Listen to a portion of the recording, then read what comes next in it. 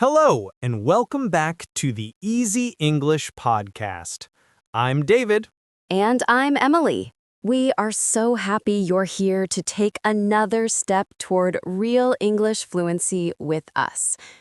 Today, we are talking about something that can worry a lot of learners. Grammar. Ah, yes, the big G word. But please don't be scared. We are not here to give you a boring grammar lesson from a textbook. Not at all. We are here to talk about mistakes, and more importantly, how to fix them. Do you ever worry that you are making a small mistake without even knowing it? I think everyone feels that way when learning a new language. But here is the secret. Every learner makes the same kinds of mistakes. Today, we are going to share the top 5 most common grammar mistakes we hear. And we will show you how to fix them with tiny, easy changes that will make a huge difference in your speaking. This is going to be fun, practical, and super helpful. Let's get started. Okay, let's dive right in to our first common mistake. It's all about subject-verb agreement in the present simple tense. That sounds complicated, but it's actually very simple. It's about one little letter, the letter S. Exactly. In English, we say, I walk, you walk, we walk, they walk. But what about for he, she, or it? For he, she, and it, we have to add an S to the verb. He walks, she talks, it rains. Many learners forget this little S. It's a very common mistake to say, my brother live in London. But because my brother is a he, we need the S. The correct sentence is, my brother lives in London. Or, for example, she like pizza. We need to say, she likes pizza. Remember that little S. It's like a special little partner for he, she, and it. So, that's mistake number 1. Forgetting to add the S for he, she, and it in the present tense. It's a small change that makes you sound much more accurate. All right, moving on to mistake number 2. This one is about those tiny but tricky little words, prepositions. Specifically, we're talking about in, on, and at when we talk about time. Ah, yes, the triangle of confusion. So many learners mix these up, but there's a simple way to remember them. Let's think of it like a pyramid, from big to small. I like that. For the biggest, most general time periods, we use in. We use in for centuries, decades, years, and months.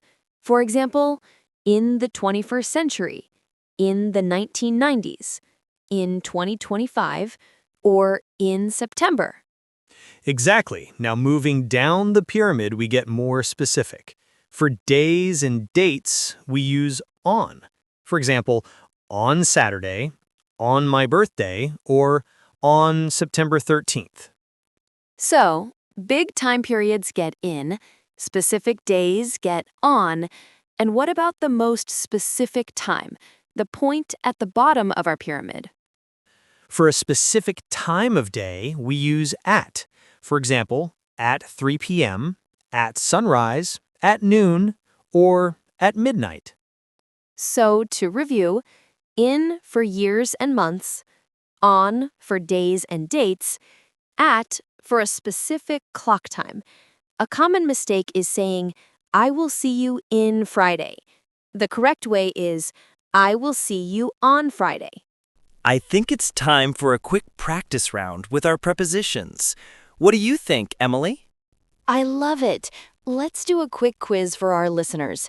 We will say a sentence with a blank space, and you can say the correct preposition in, on, or at. Ready? Okay, first one. My birthday is blank October. The answer is in, because October is a month. My birthday is in October. Nice one. Okay, next. The meeting starts blank 10 a.m. The correct answer is at, because it's a specific time. The meeting starts at 10 a.m. You're doing great. Last one. We always go out for dinner blank Saturdays. And the answer is on, because Saturday is a day of the week. We go out for dinner on Saturdays. How did you do? Even if you made a mistake, that's okay. This is how we learn. Just remember the pyramid. Big time is in, smaller is on, and the smallest point is at. Fantastic. Let's move on to mistake number 3, and it is another classic. It's all about the articles, a, an, and the. These tiny words can change the meaning of a sentence. The basic rule is pretty simple, but it's easy to forget. Let's break it down. We use a or an when we are talking about a general thing, not a specific one. It's one of many. For example, I need to buy a new phone. This means any new phone, not a specific one. And we use the when we are talking about a specific thing that both the speaker and the listener know about.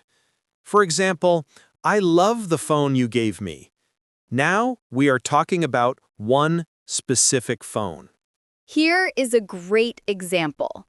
I saw a dog in the park. The dog was playing with a ball. The first time I mention the dog, it's just a dog. After that, you know which dog I'm talking about, so it becomes the dog.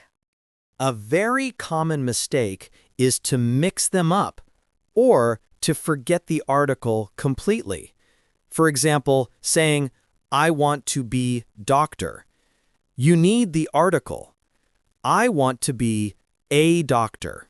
So, remember, a or an for a general thing and the for a specific thing.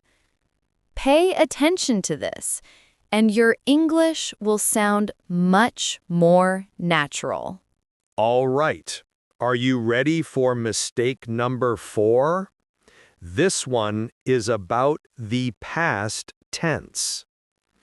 English has a lot of regular verbs where you just add ed to make the past tense.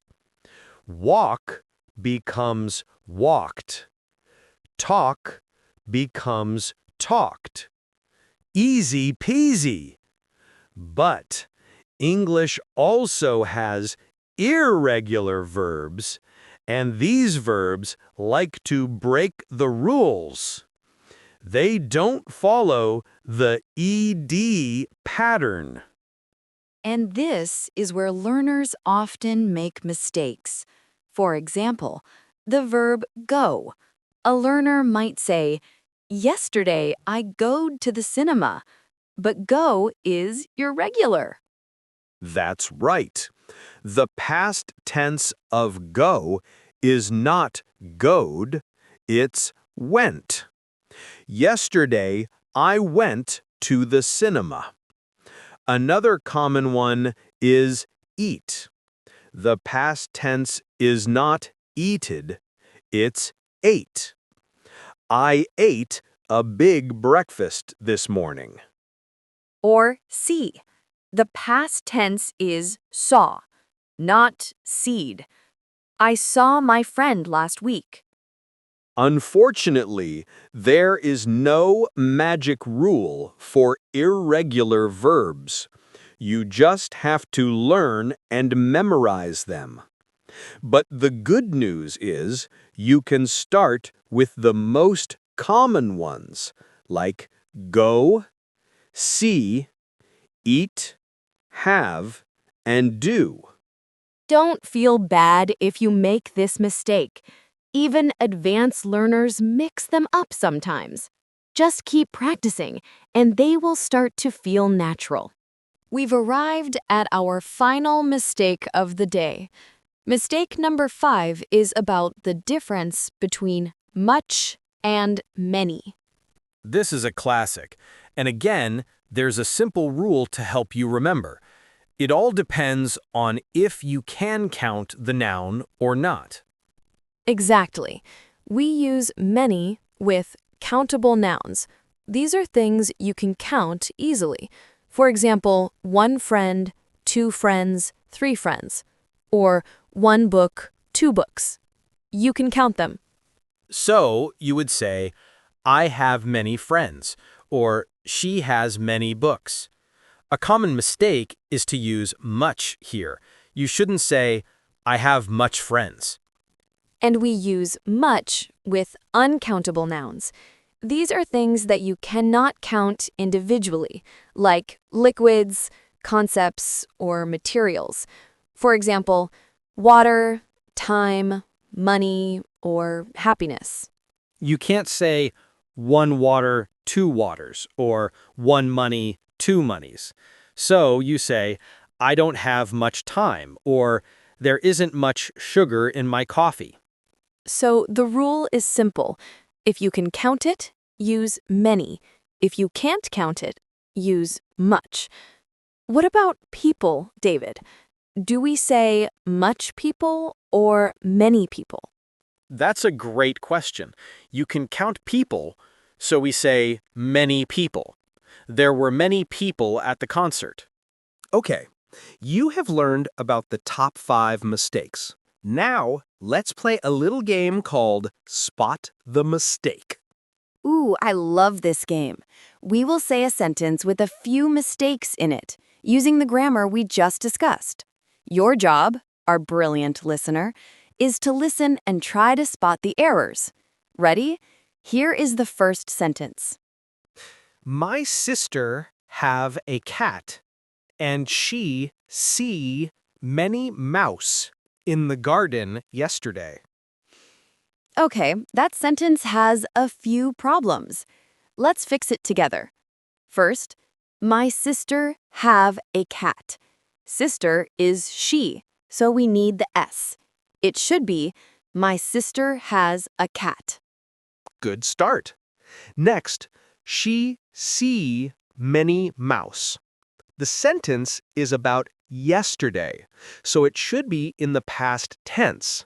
The past of see is saw, and the plural of mouse is mice, but that's a different lesson. Let's focus on our 5 points. Okay, fair enough. Let's try a different sentence so we can stick to our rules. How about this one? I don't have much books because I went to the library in last Saturday.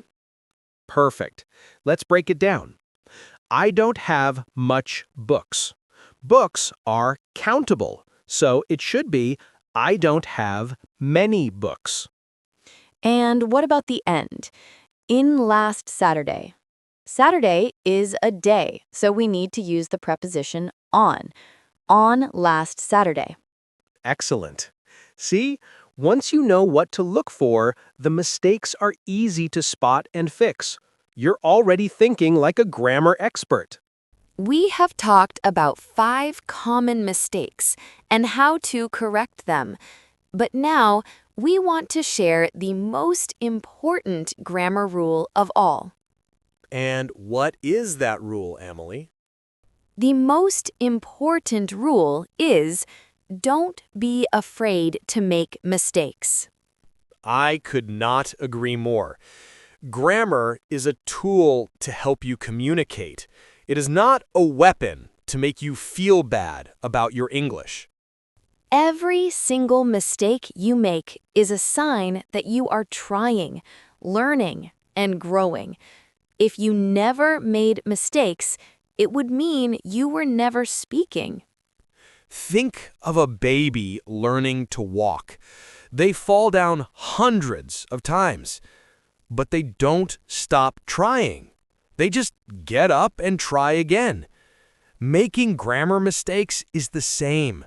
It is a natural and necessary part of the journey to fluency.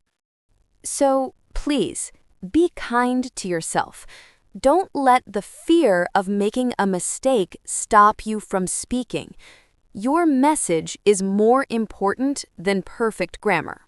Well, what an amazing session. Let's do a super fast recap of the 5 common mistakes we talked about today. Number 1 was Subject-Verb Agreement. Don't forget the S for he, she, and it. Number 2 was prepositions of time. Remember the pyramid. In for years, on for days, and at for clock time. Number 3 was articles. Use a for a general thing and the for a specific thing. Number 4 was irregular past tense verbs. Good is not a word. The past of go is went. And number 5 was much versus many. Use many for things you can count and much for things you can't. You have learned so much today. The first step to fixing mistakes is knowing what they are. Now you know what to look for, and you can start to notice them in your own speaking and writing. You are building a stronger foundation for real, confident fluency. We are so proud of you for showing up and doing the work. Thank you for joining us on the Easy English podcast. Until next time, keep learning, keep speaking, and don't be afraid to make mistakes. Goodbye for now.